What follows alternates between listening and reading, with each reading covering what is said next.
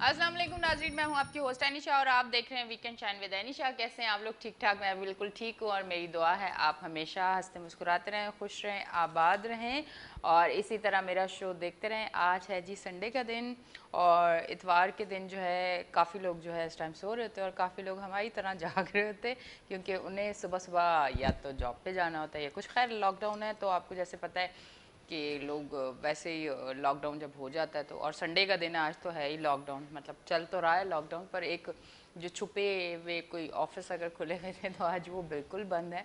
और दूसरी चीज़ ये है कि खैर हम लोगों का जो काम है वो लॉकडाउन हो, आंधी हो, तूफ़ान हो या कुछ भी हो, हमारा जो काम है वो हमें अपने टाइम पे ज़रूर आना है और यहाँ पे आके लाइव शो करना है। लाइव शो करना एक बहुत बड़ी जिम्मेदारी है।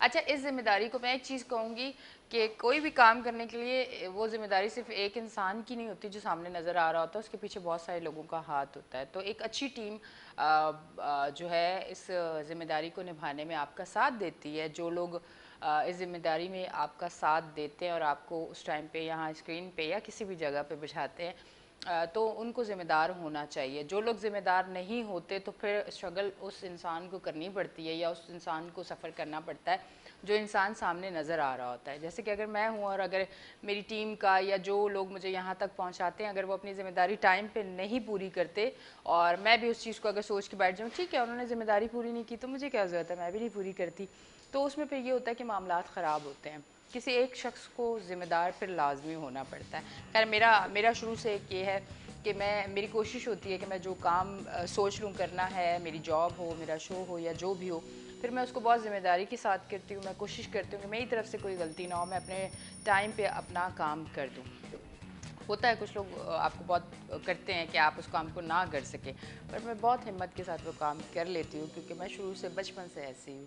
और हर औरत और हर मर्द को ऐसा ही होना चाहिए अगर आप कामयाब बनना चाहते हैं। जो लोग चाहते हैं आपको आपकी कामयाबी में आके रुकावटें डालते हैं और आप उन चीज़ों को लेके अगर पीछे हटने की कोशिश करते हैं तो ये बहुत बड़ी गलती है। अगर वो रुकावटें आ रही हैं और लोग आपको तंग कर रहे हैं या लोग आपको उस जगह तक पहुंचने में मुश्किल पेश आपके सामने ला रहे हैं, मुश्किल कि आपको मुश्किल पेश आए, तो आप यकीन करें आप कामयाबी के बहुत करीब है। तो बिल्कुल पीछे ना हटें और उन लोगों के सामने डट के खड़े हो जाए और अपना काम बेहतरीन तरीके से करें। अच्छा जी, आज हमारे साथ जो हमारे गेस्ट मौजूद हैं उनसे हम बात करेंगे। मोहम्मद अख्तर अराई सदर all Pakistan private grand alliance Sindh के मेंबर भी हैं, स्कूल फेडरेशन कमेटी, और इनसे अक्सर हमारे शो पे ये हमारे साथ होते हैं। और अब तो मतलब एक बड़ा ज़बरदस्त वाला सवाल है इनसे, क्योंकि बच्चे जो है फुल वो तैयारी करके बैठे हुए थे प्रैक्टिकल की और सारी चीज़ों की। अचानक जब लॉकडाउन लगा, वो सारी बातें अभी हम इनसे करेंगे, पर अगर आप भी कोई बात करना चाहते हैं, कोई सवाल करना चाहते हैं, तो ज़रूर लाइव कॉल करके हमारे गेस्ट से सवाल करें। मैं उनको वेलकम करती हूँ अपने शो पे। अस्सलाम वालेकुम, कैसे हैं आप? मैं बिल्कुल ठीक ठाक। अच्छा ये बताइए, अचानक जो लॉकडाउन और ये सारी चीज़ें, खैर ये सिचुएशन कुछ ऐसी बन गई थी कि लॉकडाउन तो होना था, फिर एक वो बच्चों का प्रैक्टिकल डे था, अब वो प्रैक्टिकल के लिए जा रहे थे, तो वो सारी चीज़ें फिर एकदम से कुछ स्कूल्स में या कुछ जगहों पे ऐसा था कि वो मैसेज करके और ये सारी चीज़ें बता दी गई, पर कुछ जगहों पे तो खुद कंफर्म नहीं था कि आया अब क्या होगा। तो वो क्या सिचुएशन थी, इस पे क्या कहना चाहेंगे? गालबन आप इम्तिहानात की बात कर रही जी हैं जो प्रैक्टिकल्स वगैरह हो बिल्कुल। रहे थे, बिल्कुल। इस तरह से पहली बात तो ये है कि गवर्नमेंट ने जो है वो आ, जो ऐसे एहतियाती तदाबीर पहले करनी चाहिए थी, एक माह पहले करनी चाहिए थी, क्योंकि डेल्टा वेरिएंट की बात तो काफ़ी पहले से हो रही थी। और कि ये डेल्टा वेरिएंट आ चुका है, स्प्रेड हो चुका है। उसी दौरान इलेक्शंस भी हो रहे थे, मीटिंग्स भी हो रही थी, बड़े क्राउड्स भी हो रहे थे और उसमें अवाम नास बिजी थी। उस वक्त अगर SOPs का ख्याल कर लिया जाता और वैक्सीनेशन का प्रोसेस भी ज़रा स्लो हो गया था, तो उस स्लो की वजह से अवाम भी को भी चाहिए कि हमेशा गवर्नमेंट का साथ दे। अब करते कराते जो इम्तहानात थे वो काफ़ी तो हो गए, मगर ये है कि जब प्रैक्टिकल की बात हुई और प्रैक्टिकल्स स्टार्ट हुए तो स्टार्ट हुए ही थे कि वो यकायक जो है वो स्टॉप कर दिए गए। स्टॉप इसीलिए किए, बोर्ड ने डेट बढ़ा दी, तो उसमें कोई इतना बड़ा मसला नहीं है। प्रैक्टिकल्स थ्योरी एग्ज़ाम्स मैट्रिक के हो चुके हैं, 9 के हो चुके हैं। हाँ, अलबत्ता फर्स्ट ईयर सेकंड ईयर के इम्तहानात अभी जारी थे, स्टार्ट हो चुके थे, वो कैंसिल हो गए, तो पोस्टपोन हो गए। एक तरह से कैंसिल नहीं, पोस्टपोन हुए हैं। तो बहरहाल हो जाएंगे। अब क्योंकि वही बात है कि वक्त कम है और सीएम साहब की गुफ्तगू से लगता है कि मुकाबला बड़ा सख्त है बहुत सख्त और है। बड़े सख्त इकदामात लिए गए हैं। और हालांकि वफाक जो है वो एनसीओसी ये बात कह रही है कि आप लॉकडाउन मत लगाइए, आप एसओपीज़ पे सख्ती कीजिए। बिल्कुल सच्ची बात है कि उसका मॉडल ये हो सकता था कि हमारे जहाँ भी पॉलिटिकल गैदरिंग्स हो रही थी वहाँ पर, जैसे बड़े बड़े जलसे हो रहे थे, वहाँ पर जहाँ दूसरे कैंप लगाए जाते थे वहाँ पर एक वैक्सीनेशन कैंप भी होने चाहिए थे। तो अपने कारकुनों को, अपने वोटर्स को वैक्सीनेशन की भी तरगीब देते। इससे क्या होता कि एक लेसन मिलता सबको कि देखें सिर्फ इलेक्शंस नहीं हो रहे हैं बल्कि वहाँ पर मोबाइल यूनिट्स जो हैं वैक्सीनेशन के वो वहाँ पर काम भी कर रहे हैं। तो ये एक बड़ा अच्छा एक जस्टर और एक मॉडल हो जाता।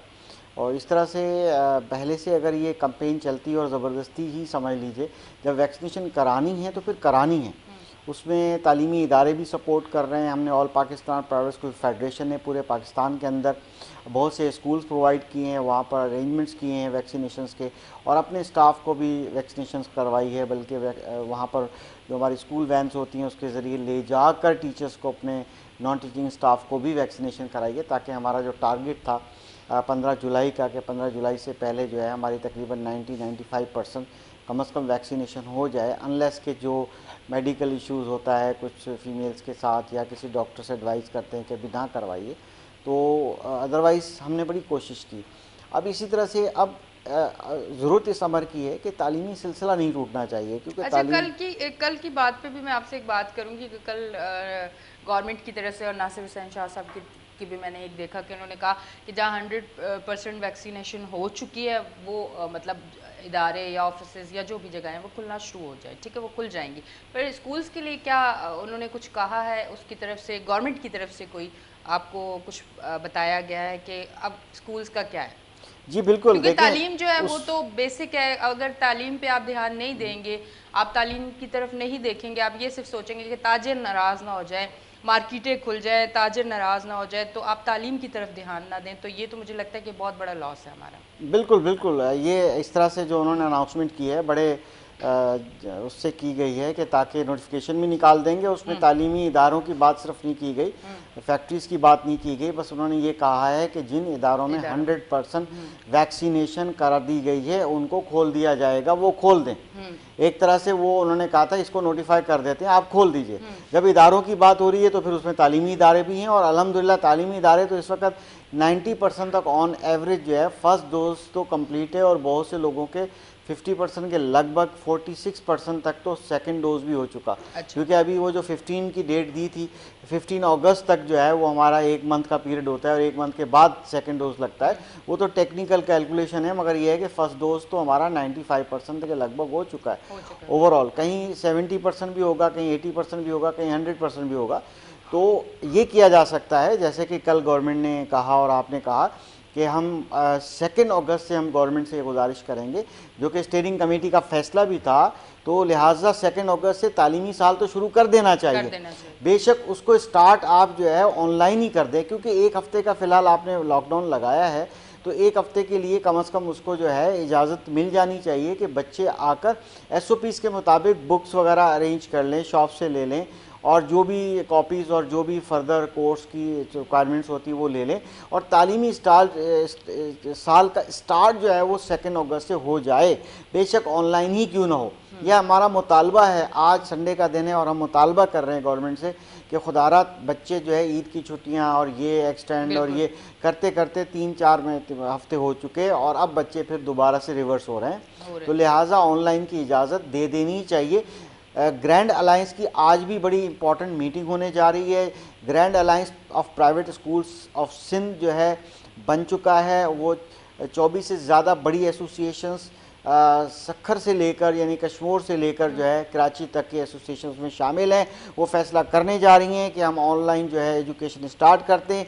चार्टर्ड ऑफ डिमांड गवर्नमेंट को दिया जा चुका है थ्रू मिनिस्ट्री ऑफ एजुकेशन, और अब दोबारा से मुतालबा हम कर रहे हैं। आज भी मुतालबा मैं कर रहा हूँ being a core committee member grand alliance के खुदारा जो है बच्चों का तालीमी नुकसान मत कीजिए। अब हम मुतमल नहीं हो सकते, हम अब भी अफोर्ड नहीं कर सकते, क्योंकि वियतनाम जैसे मुल्क में इतने साल जंग चली, उन्होंने भी तालीम का सिलसिला जारी रखा। ये कोरोना है, कोविड के अंदर ये और मज़ीद टाइम भी लग सकता है। हम आपके साथ हैं, बशर्ते कि आप बच्चों के फ्यूचर, हमारे मुल्क के जो मेमार हैं उनका तालीमी नुकसान मत कीजिए। लिहाजा 2 अगस्त से आप स्कूल खोल दीजिए। और दूसरा, ये मैं बहुत इम्पॉर्टेंट बात कर रहा हूँ कि स्कूल्स बंद होते जा रहे हैं। टीचर्स जॉब ज़ाहिर है कि जो शुरू में 7 लाख के लगभग टीचर्स जा चुके थे और वो दोबारा कुछ रिज्यूम किया था, मगर अब वो दोबारा से घर बैठ जाएंगे। हम कैसे सैलरीज देंगे?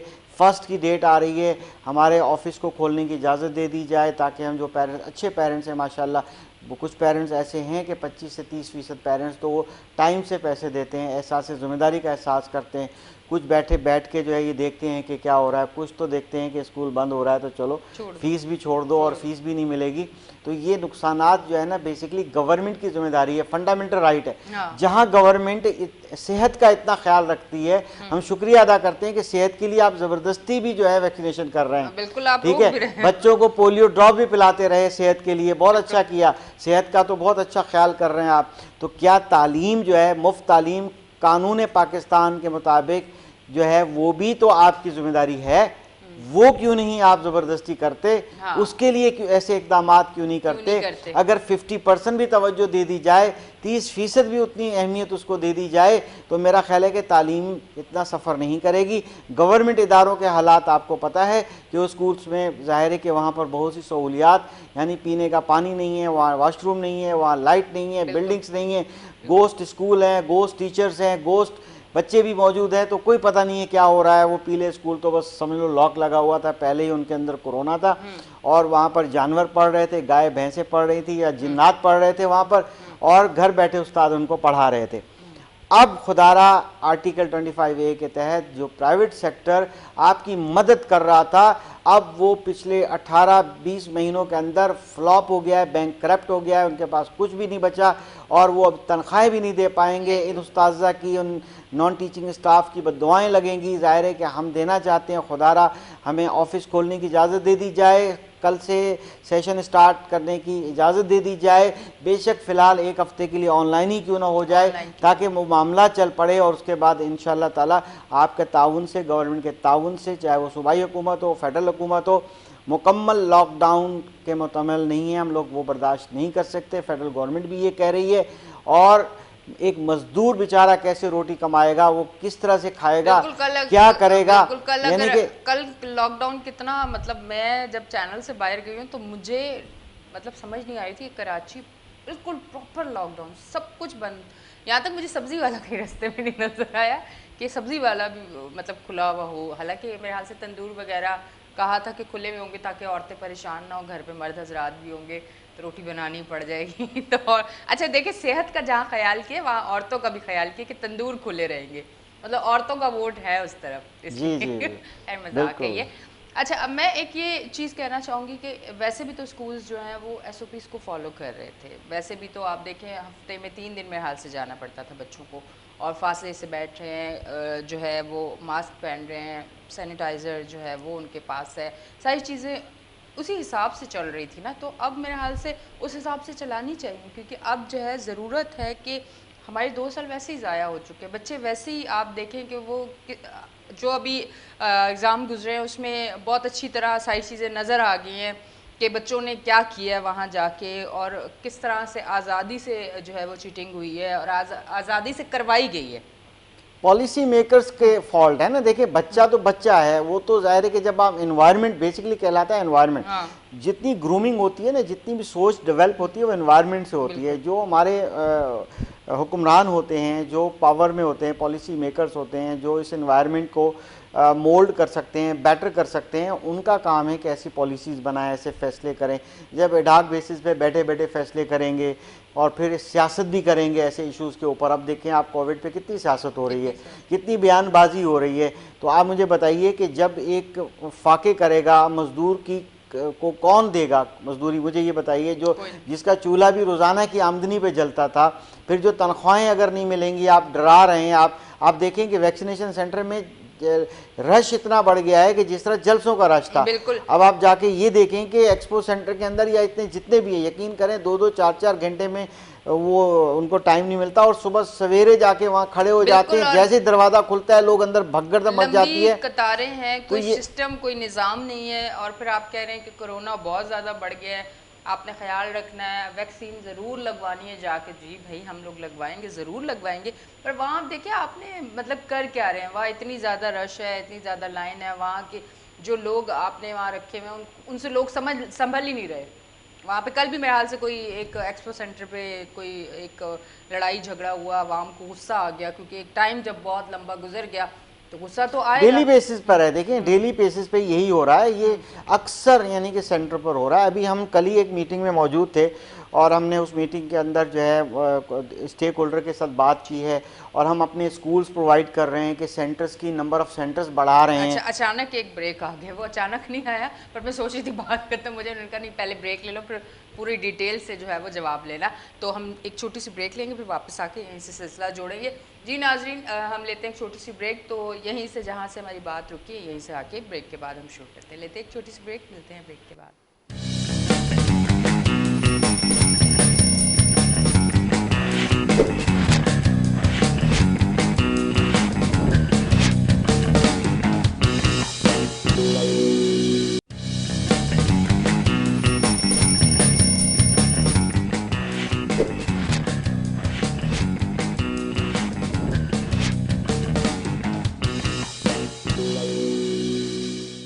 वेलकम बैक जी नाजरीन, हम ब्रेक से वापस आ गए हैं और हम ब्रेक से वापस आ गए और आप देख रहे हैं हमारा show weekend shine with Anisha. अच्छा, सबसे पहले तो मैंने जहाँ से आपको कहा था कि रुक जाए ब्रेक पे जा रहे हैं, यहीं से मैंने वापस आते हैं आपसे पूरी बात सुनी, उसके बाद मैं दूसरा सवाल करूँगी। अच्छा जी, वहीं से सिलसिला जोड़ते हैं। आप जोड़िए सिलसिला, क्योंकि आपने क्वेश्चन किया था, हम तो भूल गए, हम तो फिल्मदी बात करते हैं। वैसे एक बात बोलूँ, सिंध में हम रहते हैं, यहाँ पे बहुत सारी चीज़ें लोग भूल जाते हैं, बड़े बड़े वादे करके भूल जाते हैं, तो खैर हम नहीं ऐसी कोई बात नहीं, क्या सिंध के अलावा नहीं भूलते क्या, ऐसी दुनिया भर में होता है। अच्छा, दुनिया भर में होता है, ये एक अलग अच्छा बात मुझे है। लगता है यहाँ पे आप अगर वादे करते हो कि भाई हम लोग ये काम करवा देंगे, ये काम करवा देंगे, अच्छे रोड बन जाएंगे, सिंध वाले तो अब बड़े तरक्की की तरफ अच्छा, आप वहाँ इशारा कर रही हैं। पानी मिलेगा, कराची वालों को पानी तो मिलेगा, वो सारी पूरे चीजें। पाकिस्तान में होता है, ये हाँ। पूरे पाकिस्तान में, भले बल्कि सगीर में होता है, दुनिया में होता है ऐसा।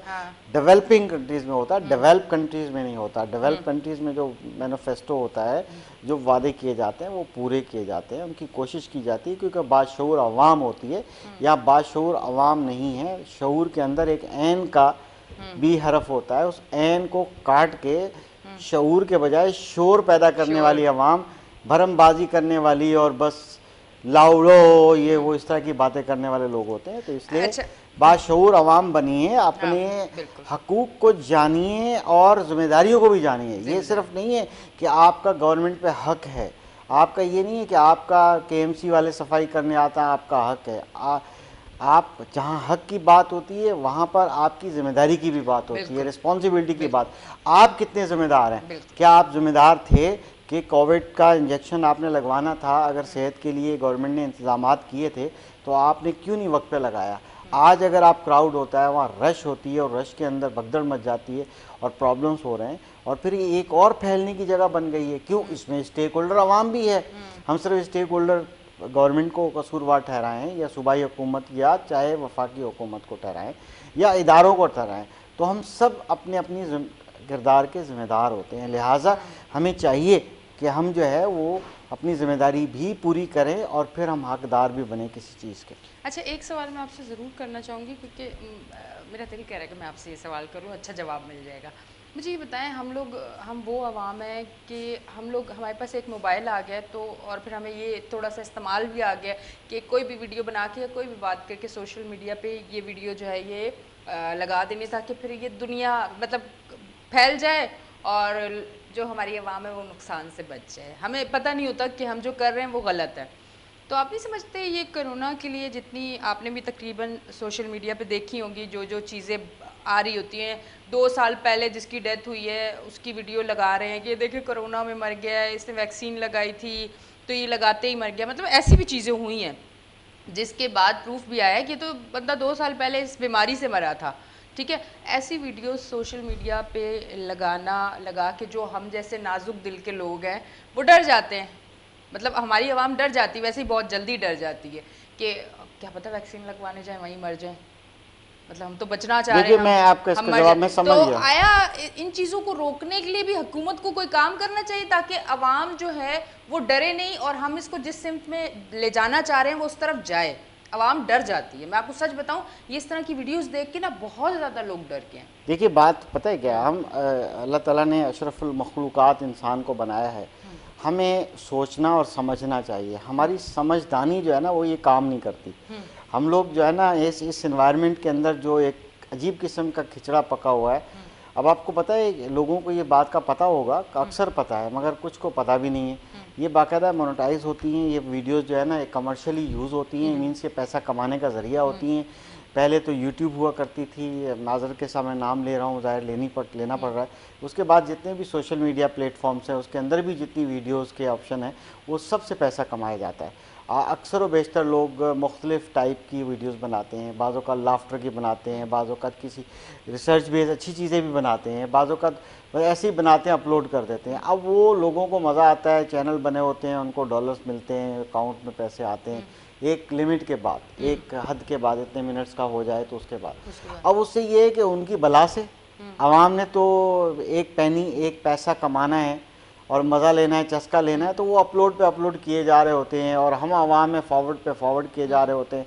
दूसरी अल्फाज में अगर मैं ये कहूँ कि देखें आपका एक इलेक्ट्रॉनिक मीडिया है, आपका एक चैनल है, इस तरह से तमाम चैनल एक ज़िम्मेदार होते हैं। वो ब्रॉडकास्ट अगर कोई करते हैं ये चीज़ें तो उस रिस्पॉन्सिबिलिटी होती है, उसके पीछे रिसर्च होती है, हत्तुल इम्कान गलत न्यूज़ फॉरवर्ड नहीं होती या गलत बात नहीं की जाती। और जो वहाँ पर हमारे जैसे लोग पार्टिसिपेट करते हैं उनको भी इस बात का एहसास होता है। जहाँ तक बात है ये जो फ़ोन है ये लोगों के पास एक ऐसी चीज़ आ गई है कि वो ख़ुद ब्रॉडकास्ट हाउस बन गए। अब वो बैठ के वीडियो ठक ठक बना रहे हैं टिकटॉक की तरह और मुख्तलिफ उसकी तरह फॉरवर्ड करते जा रहे हैं, उनको पता ही नहीं है मैं क्या ब्रॉडकास्ट कर रहा हूँ, मैं क्या स्प्रेड कर रहा हूँ, इससे हमारी अवामुन नास को फ़ायदा होगा नुकसान होगा। यानी कि हर तरह की हर टाइप की चीज़ों को वायरल कर देते हैं, उससे बहुत नुकसानात होते हैं। तो ये लिहाजा इसी तरह से कोई भी चीज़ फॉरवर्ड नहीं करनी चाहिए, ब्रॉडकास्ट हाउस नहीं बनना चाहिए। इसके लिए अभी गवर्नमेंट बहुत से इकदाम लेने जा रही है, चाहे एडमिन्स होंगे चाहे वो होंगे। तो इस तरह की जो फेक इन्फॉर्मेशन है जो स्टेट के ख़िलाफ़ हो सकती है, सेहत के ख़िलाफ़ हो सकती है या किसी भी चीज़ के ख़िलाफ़ हो सकती है, वो नहीं स्प्रेड होनी चाहिए। इसके आप रिस्पॉन्सिबल होंगे। आप समझते हैं कि पता नहीं चलता, उनको पता चलता है। अच्छा, ये अभी जो आपने बात की कि ग्रैंड अलायंस जो है ये अभी एक डिमांड कर रही है कि ऑनलाइन अगर आप सबसे पहले तो मेरे हाल से होना तो यही चाहिए कि बच्चों को आना चाहिए एसओपीज़ को अगर प्रॉपर फॉलो करते हैं और जिस तरह से वैक्सीनेशन का कहा है कि कोई भी इदारा अगर 100% वैक्सीनेशन करवा लेता है तो वो काम कर सकता है अपना, ठीक है। पर आप चाह रहे हैं कि अब ऑनलाइन जो है वो एजुकेशन कम से कम वो तो स्टार्ट की जाए ताकि बच्चों का ये जो साल है वो शुरू हो जाए। तो आप अब ये मुआहदा आप ये चाह रहे हैं डिमांड कि ये पूरी होनी चाहिए। देखिए हमारे पास स्कूल्स के बेसिकली लेवल है, कुछ स्कूल्स ऐसे हैं कि जो बहुत ही कम फीस वाले हैं, वो ऑनलाइन अरेंजमेंट नहीं कर सकते, मगर उन्होंने कुछ कोशिश की है कि कुछ लेसन्स व्हाट्सएप पे भेजें और वर्किंग भेजें और बच्चा स्टार्ट करे। देखिए जब भी सेशन स्टार्ट होता है तो उसका एक प्रोसेस है। सबसे पहले क्या होता है कि उसकी बुक्स वगैरह बाय की जाती हैं, उसका मटेरियल बाय होता है, उस पर कवरिंग होती है। अगर हम ऑन टाइम ये चीज़ स्टार्ट कर देते हैं कल से तो कम से कम ये तमाम तर प्रोसीजर्स तो इस एक हफ्ते में हो सकते हैं। इसके साथ साथ क्या होगा कि उसकी इब्तदा हो सकती है, पहला लेसन दूसरा लेसन जो भी इंट्रोडक्शन भेजना है तो वो ऑनलाइन भेज सकते हैं। दूसरे स्कूल जो होते हैं थोड़े दरमियाने दर्जे के होते हैं, माशाल्लाह ये है कि क्योंकि आर्टिकल 25A के तहत है तो गवर्नमेंट ज़िम्मेदार, मगर क्योंकि वालिदैन की मदद के साथ वो स्कूल के मुंतज़मीन जो होते हैं जिन्होंने स्कूल बनाए हो तो 1% का 1 रुपया भी ग्रांट नहीं लेते, 1 रुपया भी लोन नहीं लेते हुकूमत से, और वो प्राइवेट सेक्टर के उन पेरेंट्स की खिदमत कर रहे हैं, उनके बच्चों को पढ़ा रहे हैं। क्योंकि उन पेरेंट्स को उम्मीद नहीं है कि क्वालिटी एजुकेशन गवर्नमेंट से मिल सकती है, इसीलिए वो पढ़ाते हैं। तो उनका ये हक है कि उनके बच्चों की ऑनलाइन जो है जो स्कूल अरेंजमेंट कर चुके हैं वो स्टार्ट करें, मगर ये भी इजाज़त हो कि बच्चा वालिदैन के साथ SOPs को फॉलो करे। वैक्सीनेटेड वालिदैन सिर्फ बिल्डिंग के अंदर दाखिल हों और जिनके पास वैक्सीनेशन कार्ड हो, मास्क हो, सब चीज़ें हों, सैनिटाइज़र हो, वो तो हमारे पास होता ही है स्कूलों के अंदर सब कुछ, और वहाँ आएँ और वो आके लिस्ट लेकर जाएं, अपने बच्चे की बुक्स का अरेंजमेंट करें, मार्केट से बाय करें, लिस्ट लें और वो एक तरह से स्टार्ट कर दें। और अगर पहला लेसन है तो वो लेसन हफ्ते में एक दिन आने की इजाज़त दे दी जाए। 1 वीक का लॉकडाउन है, 1 वीक में एक दफ़ा उनको आने की इजाज़त दे दी जाए, एडमिन स्टाफ को इजाज़त दे दी जाए, चंद टीचर्स को जो 100% वैक्सीनेटेड है, जैसे कि गवर्नमेंट ने कल ऐलान भी किया है, उसी हिसाब से ये इदारे भी उसमें शामिल किए जाएं, यानी तालीमी इदारे भी उसका हिस्सा बनते हैं। उसके लिए स्कूलों को मना नहीं किया गया। गुफ्तगू में तो ये नज़र आया है। अब ऑर्डर कोई दूसरा निकाल दें, उसमें स्कूल माइनस कर दें तो वो एक अलग बात है, ये तो इंतहाई जुल्म होगा। ग्रैंड अलायंस जो है वो आज हिकमत अमली तय कर रहा है। अच्छा। और इंशाल्लाह हम आज जो है हो सकता है प्रेस कॉन्फ्रेंस भी करें।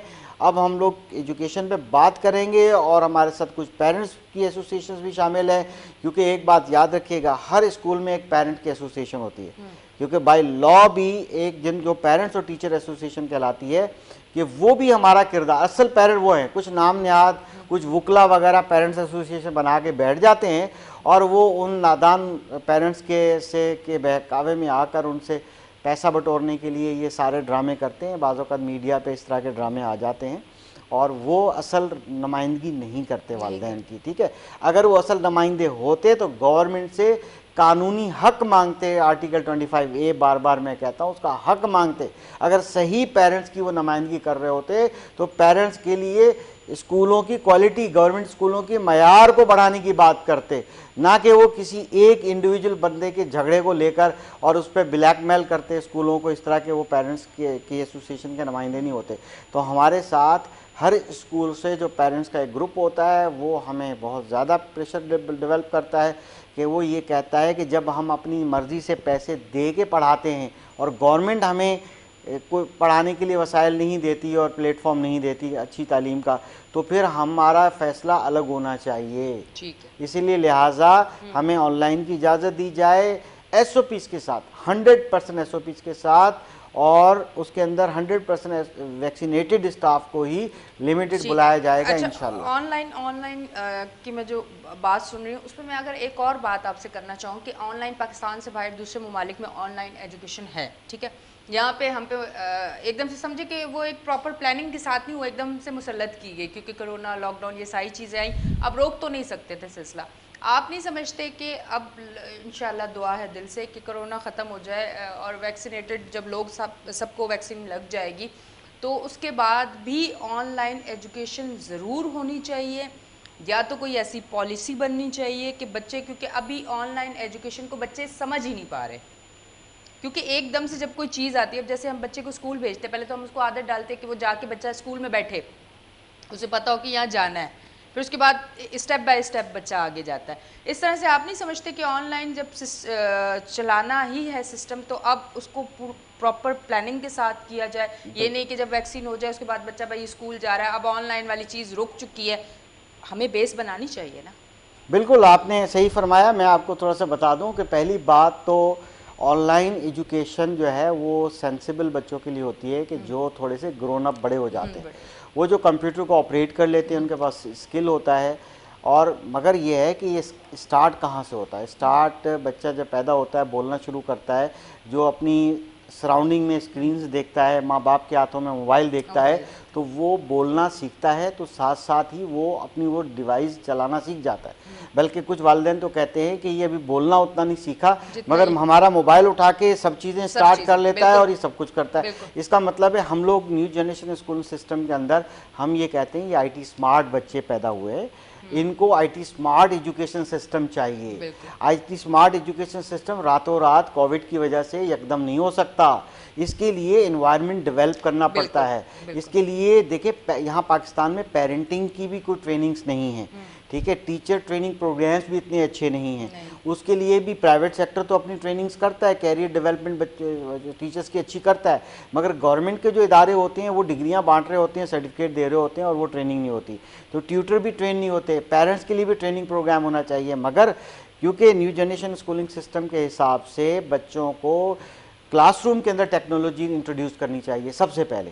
घर में तब जाए कि वहाँ पर होमवर्क करे, मगर पहले क्लासरूम के अंदर स्मार्ट बोर्ड होना चाहिए, क्लासरूम के अंदर कोई वाइट बोर्ड के साथ, ब्लैक बोर्ड के साथ एक LCD लगी होनी चाहिए, टीचर का कंप्यूटर होना चाहिए, वो ऑडियो वीडियो रिसोर्सेज की वजह के तरीके से उनको पढ़ाए, ताकि बच्चों की दिलचस्पी सिर्फ इन के इंटरटेनमेंट की तरफ ना हो, यानी कि वो तफरीह करने के लिए जो इस देखिए हर टेक्नोलॉजी का अच्छा इस्तेमाल भी होता है, बुरा भी होता है, मगर वो क्या करते हैं, इंटरटेनमेंट होती है, तफरीह होती है। वो आप थोड़ा सा देखें पिछले कोई 10-12 सालों से जितने भी बच्चे बड़े होके अभी 18-20 साल के हो गए, वो बड़े होके तफरीह कर रहे हैं, टिकटॉक की तरफ चले गए, पबजी गेम में पता नहीं क्या क्या खेल रहे हैं और वो बैठ के एंजॉय कर रहे हैं। तो टेक्नोलॉजी का गलत मकसद इस्तेमाल कर रहे हैं। तो चाहिए कि उनको टेक्नोलॉजी का अच्छा इस्तेमाल करें, क्लासरूम के अंदर टेक्नोलॉजी मौजूद हो, और प्राइवेट स्कूल्स ये कर रहे हैं। गवर्नमेंट स्कूल के तो बाथरूम में पानी नहीं आया, वहाँ पीने का साफ पानी नहीं है।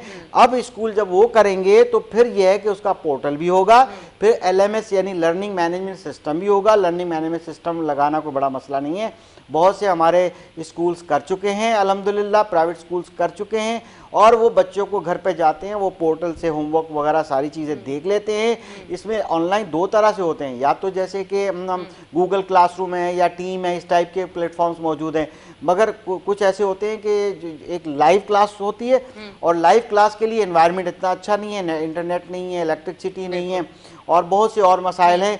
ठीक है, इस मुल्क में तो जो है ना स्टूडेंट के लिए कोई इनकम टैक्स कस्टम ड्यूटी माफ़ करके ही डिवाइसेस मंगवा के दे देते, वो भी नहीं है। तो कुछ भी नहीं है, जो करना है 100% पेरेंट्स से खुद करना है।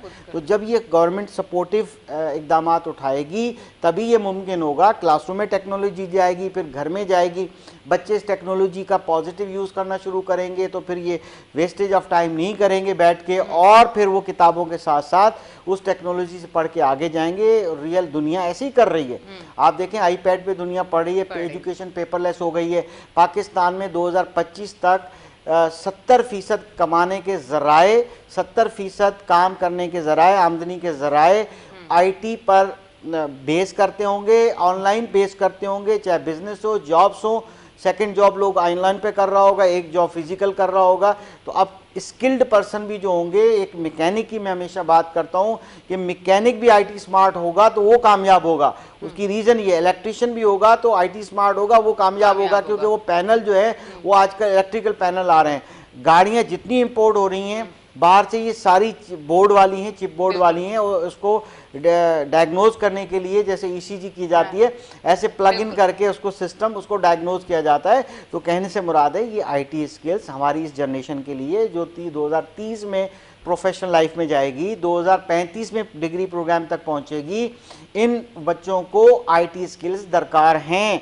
बग़ैर IT के जो है ये बच्चे ऑटोमेटिकली जो है ना ये सारी चीज़ें स्कूलिंग के अंदर सीख जाएं, ताकि जो है हमारा, मगर ये प्राइवेट सेक्टर तो कर रहा है, बड़े स्कूल तो कर रहे थे पहले से, मगर अब ये है कि अल्हम्दुलिल्लाह 4-5 हज़ार रुपए वाले स्कूल भी ये काम कर रहा है। मगर रोड़े क्यों अटकाए जा रहे हैं, तंग क्यों किया जा रहा है, अब मुश्किलात क्यों उनके लिए पैदा की जा रही हैं, ताकि मुश्किलात पैदा हो, ताकि ये बच्चे जो है ना फ्यूचर के स्किल्स और ऐसी तालीम हासिल न कर पाएँ जो उनकी ज़िंदगी को संवारने जा रही है। ठीक है जी, बहुत बहुत शुक्रिया, आप हमारे शो में तशरीफ़ लेके आए। हमारे सेगमेंट का टाइम ख़त्म हो चुका है, तो कोशिश तो ये थी कि ज़्यादा से ज़्यादा आप जो बात कहना चाहते हैं वो आप ज़रूर कहें। तो मैं इसीलिए सवाल करके चुप हो जाती थी, क्योंकि बात ज़रूरी है, लाजमी है। जो हम चाहते हैं कि आगे तक बात जाए, हम चाहते हैं कि कुछ अगर मामला ठीक नहीं है तो हमारे अगर बोलने से, हमारे कहने से, हमारे आवाज़ उठाने से अगर ये बात आगे तक जाती और मसला हल होता, तो मेरे हाल से इससे ज़्यादा बड़ी बात एक जुमले का मैसेज दे दूँ आवाम को,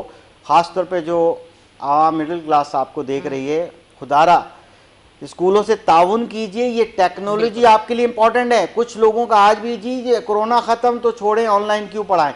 आपका बच्चा मैट्रिक करेगा, ग्रेजुएशन करेगा, 2030 के बाद पहुंचेगा, मेरे हिसाब से उस वक्त जिस प्रोफेशनल डिग्री में जाएगा वहाँ IT ही रिक्वायर्ड है, यूनिवर्सिटी वर्चुअल हो जाएंगी, लिहाजा क्योंकि कमाने के ज़राए भी मुश्किल हो जाएंगे, इसीलिए आपको अपने बच्चों को अभी से बजाय एंटरटेनमेंट की IT के बेहतर है कि आप तालीमी मकासद के लिए यूज़ करें, और आज से करें।